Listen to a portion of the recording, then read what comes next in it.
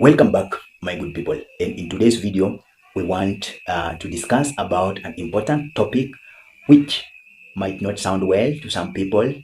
Viewers' discretion is advised, and I want you to stay tuned because we are going to discuss about what might happen if someone is celibate, what might happen to the female reproductive organ when a female or a woman has stayed a very, very long time without having sexual intercourse. I'm talking to a woman, I'm talking to a lady who was actively involved in sexual intercourse, and now she has decided to stay for a longer time without having sexual intercourse. The reasons can best well known to you. But before we start this discussion, I want to debunk some myths that are circulating around the social media about when somebody has stayed a very, very long time without practicing coitus, or what we call sexual intercourse. Number one thing, some people normally say that if you remain for a long time without having sex, your hymen will regrow and regrow and regrow, and you will become a virgin. Pure lie, pure myth. You will never become a virgin. The hymen will never grow. Hymen, once is broken, it is broken. It will never, never grow, and that is a myth. And another myth is that when you don't use the vagina will simply close up and it will not open forever. That is a myth that I want to debunk. And this is what people say, that if you don't use it, you will lose it. You will never, never lose your vagina if you do not use it. Kindly, that is a myth that is very, very nice for you to know. Your vagina is intact and you will never lose it, even if you become celibate, even if you do not practice sexual intercourse. And this video is not to belittle someone. This video is for educational purposes only, and it is explaining this to the community so that you'll be aware and do not rely on the myths. Remember, intimacy, love versus sex is your choice. You do it when you love it. In fact, some people say that no sex, no disease. And it gives you a clear mind without any problem, without any psychological stress, and you embrace self-love. So for those who are remaining celibate, for those who have stayed for a long time without performing sexual intercourse, it is your choice. There is no problem. Sex normally comes from your mind, goes throughout your body with the hormones that will be involved, that we'll be talking about. Now, back to the video. What can actually happen when a woman stays for a longer time without performing any sexual intercourse?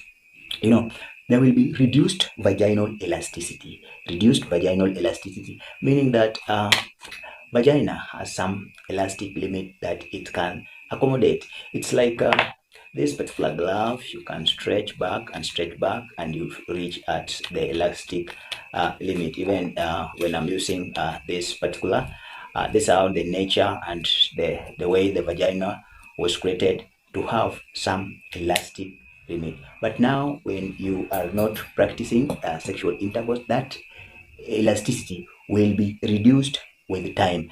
And when elasticity has been reduced, this is what people will term as that my vagina is now tight, and now I feel good that I've become a virgin. It's a pure lie, because it is just a reduced a vaginal elasticity that will happen when you become celibate for a long time. And when that elasticity has been reduced, sometimes there might be pain during sexual intercourse, particularly when you are not aroused very well, when you are not being prepared very well. And remember, there are also other causes of pain while doing coitus, or pain during sexual intercourse. And I talked about this in one of the videos that I talked about dyspareunia. Dyspareunia is pain while having sex. And if you have not watched that video, kindly please click the link that appear up here, or go to the description below to watch that dyspareunia, because there are several things that I talked about that might cause this particular dyspareunia, I talked about vulvodynia, I talked about vaginismus, STIs, and even the anatomical structures of the vagina. So vaginal elasticity in reduction in this can make you feel pain, and this one might happen when you've not done sex for a very, very long time. And with this, you will miss that arousal. There might be vaginal dryness without regular arousal. This can make the decreased blood flow to the vaginal tissues, and this might make vagina to be drier, and particularly those who are approaching their menopause or even post-menopausal women. And this is due to estrogen levels that are reduced. And sometimes when there is no vaginal arousal, because you've really stayed for a longer period of time, you've abstained for a longer period of time, you might feel pain during that episode and of sex, and you may not be liking what is happening to you when you've stayed a very, very long time without having sex. Now, low libido will actually occur with prolonged abstinence, and this is plus minus. There are some women reporting in the clinics that when they have stayed for a long time, they will have high libido. But there are some women who are saying that when they stay for a long time without having coitus, they will have low libido. But research has shown that reduced libido come about because of that lack of arousal, and it is due to the hormones that normally promote the sex drive. Now, when the progesterone goes down, when this hormone goes down, particularly estrogen, then you may have low sex drive. So reduced libido will be elicited because of this estrogen, and when you are sexually aroused, this one tend to arise, and this particular hormone is very, very important. So low libido may be reported in some of the ladies. Now, increased stress and anxiety. This normally occurs when you've stayed a very, very long time without performing sexual intercourse. And this anxiety can be two double-edged sword. One, it can be due to, now I've stayed for a long time, I've not performed sex. How will it gonna be? Will I feel fine? Will I feel pain? How will my partner respond? Am I prepared psychologically? You know, with that anxiety and stress, this can reduce hormone which we call cortisol, which is a steroid hormone, which is normally produced by the upper part of the adrenal glands. And this cortisol is very, very important to us. It's very, very important to everyone, even particularly to the female, when you want to engage in sexual intercourse, because a rise in it will make the brain to absorb the blood glucose, will give you that strength to be prepared for sexual intercourse or for the sexual activity. Then when you have anxiety, this cortisol will be very, very low. This is now a stress hormone. Now, what will happen when the cortisol is low? You will be having what we call the fatigue. You will have mood changes, mood swings, and even your metabolic rate will be reduced. That metabolism in general will be reduced, and even your blood pressure sometimes might be reduced, and you will not be ready for this particular sexual intercourse. And this is why now, together with the vaginal dryness, because of prolonged period of staying without sexual intercourse, you will feel pain, and this is not healthy for a woman. So we need you not to be stressed. And I said earlier that sex is somebody's choice, but now you have known that the production of cortisols, low cortisol, due to a prolonged period of abstinence, can really make you to feel bad when you have this intercourse. And prolonged period also will make the vaginal wall to slightly be thinner, particularly the post-menopausal women, and this because the estrogen levels are going down. Together with the prolonged period. Sometimes you might not enjoy this sexual intercourse if you really stay for a long time because of this particular thinning of the vaginal wall.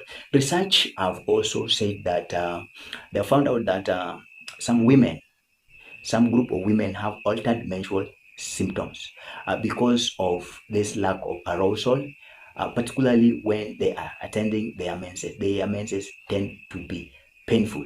I talked about dysmenorrhea, that is painful menses. And if you have not watched that video, kindly check the description below or watch it up here. It appears somewhere here about causes of dysmenorrhea. So when you abstain for a very, very long time, you are cramping. The abdominal pains, the lower abdominal pain will be noticeable for those who have really, really stayed for a longer period without having sex than those ladies who normally have regular sex. And this is also a double-edged sword, because some women do experience even cramping without sexual intercourse. Some do feel with sexual intercourse. So, but you should be able to know that research has mentioned that you may have altered menstrual symptoms in terms of dysmenorrhea, that is pain during menses.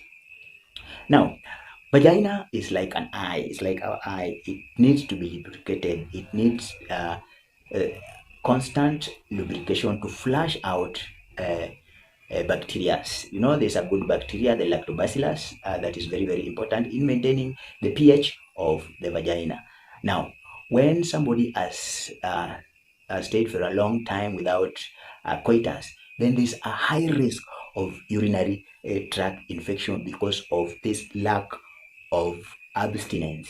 That now there is the vagina is that intact. There is nothing happening inside there.